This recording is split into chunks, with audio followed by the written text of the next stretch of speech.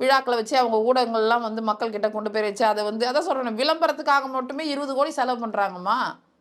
ஆனால் 3 லட்சம் முதியோர் தொகையை நிறுத்தி வைக்கிறீங்க. அந்த செலவு பண்ணுற காசை எடுத்து ஏழை எளிய மக்கள் கொடுத்தா கூட உங்களை வாழ்த்திட்டு போவாங்க. மேம் இப்போ வந்துட்டு எதை பார்த்தும் ஏமாந்துடாதீங்க, வந்து சாதனைகள் பக்கம் நில்லுங்க அப்படின்னு சொல்லிட்டு சத்யராஜ் வந்து பேசியிருக்காரு. எதை மீன் பண்றாரு? ஒரே குழப்பமா இருக்கே. எதை பார்த்து ஏமாந்துடாதீங்கன்னா அவங்களே சொல்கிறார் பழகுது. சாதனைகள் பக்கம்னா அது கண்டிப்பாக அதிமுகவுடைய சாதனைகள். அது யாருடைய ஆதரவாளராக இருந்தார்? புரட்சி தலைவருடைய ஆதரவாளர். புரட்சி தலைவரோட ஆதரவாளர் தானே. அப்போ அவர் என்ன சொல்லுவார்? புரட்சி தலைவர் எந்த சாதனையும் செய்யல, அம்மாவுடைய சாதனை எதுவும் இல்லைன்றாரா?